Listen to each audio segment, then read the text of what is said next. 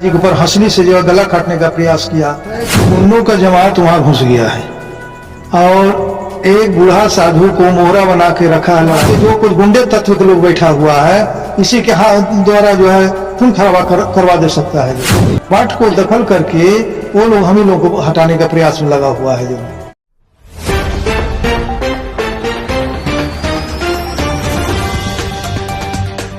आप देख रहे हैं दार्शनिक भारत लाइव। मैं अमरीश कुमार सिंह। इस वक्त हम आए हुए हैं मसौढ़ी अनुमंडल क्षेत्र के बेलदारी चक अवस्थित सतगुरु कबीर मंदिर के प्रांगण में।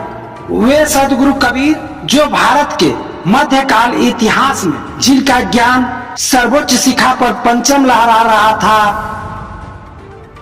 और जिन्होंने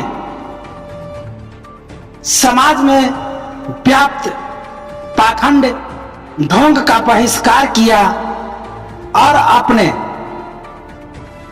वाणियों से करोड़ों लोगों के दिलों को परिवर्तित किया। उनके अंदर शांति, समन्वय और विकास की अलख जगाया। उस सतगुरु कबीर के पावन धरती से आज फिर एक बार अशांति का माहौल गूंज रहा है।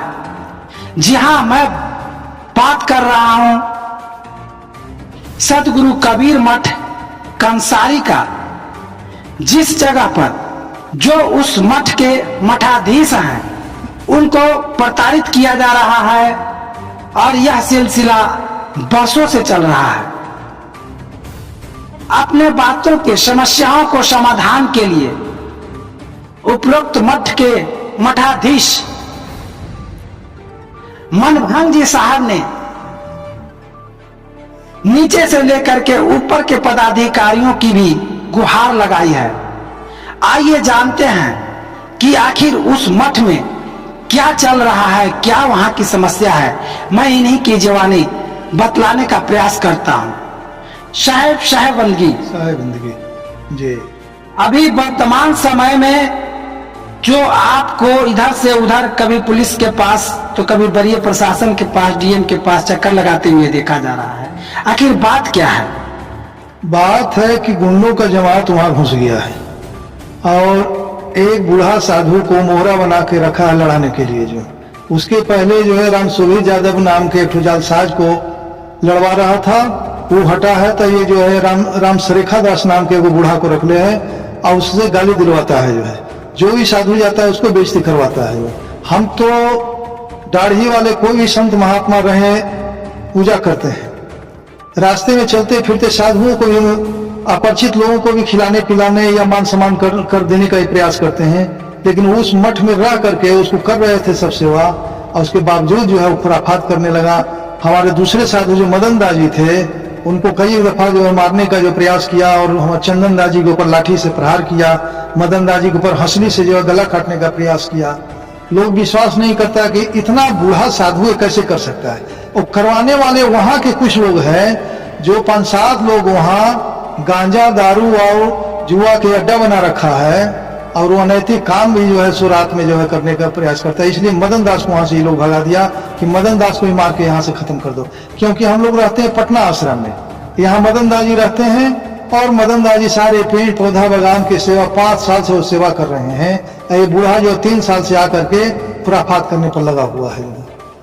इस आदमी को हटाना जरूरी है, अन्यथा कभी जो इसके द्वारा जो है, इसी के द्वारा वहां के जो कुछ गुंडे तत्व के लोग बैठा हुआ है, इसी के हाथ द्वारा जो है खून खराबा करवा दे सकता है। जो लोग विश्वास नहीं करते हैं कितना बूढ़ा ऐसा काम करेगा, लेकिन कर रहा है ऐसा।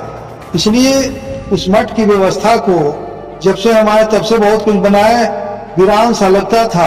पेड़ पौधा, फूल बगान, मरम्मत, सारे कामों को हमने किया। और अब जो है गुंडे लोग जो लग करके उसको चाह रहा है कि हम लोग कब्जा किए हुए रहे। पहले तो कहा कि गाय भी कुछ लोग बांध रहा है, गाय और कुट्टी पानी भूसा आदि अपने जो है जितना भी भूसा आदि वो तैयार करके उसी मठ में जो है मठ के कमरे में रखता है। एक दो कमरे को जो है वो गाय और बाछी बांधने के लिए जो है रख रहा है। जब से हम आए तब से मना किए तो कहा कि मकान बना रहे हैं, मकान बन जाएगा तो हटा देंगे। लेकिन आज अब जो है हम ही लोग को हटाने के प्रयास में है। मठ को दखल करके वो लोग हम ही लोगों को हटाने का प्रयास में लगा हुआ है जो। इसके लिए आपने प्रशासनिक रूप में कहा, किससे सहयोग मांगा?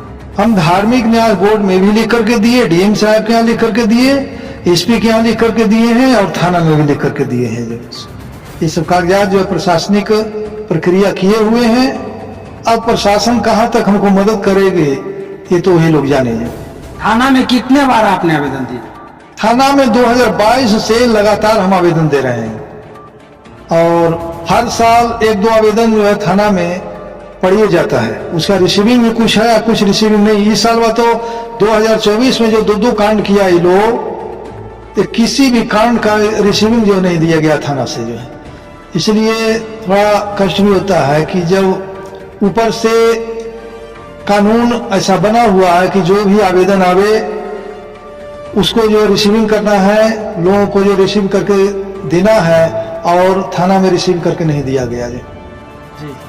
जी बहुत बहुत धन्यवाद साहब। जैसा कि दोस्तों आपने देखा कि कबीर साहब की विरासत कंसारी की धरती रक्त रंजित होने के कगार पर है।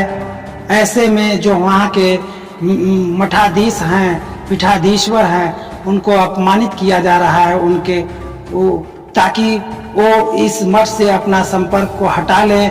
और कुछ जो भूमाफिया तत्व के लोग हैं जिनको मठ की बेशकीमती जमीनों पे नजर है, वो इस फिराक में लगे हुए हैं कि कैसे यह जल्द से जल्द हमारे कब्जे में हो जाए।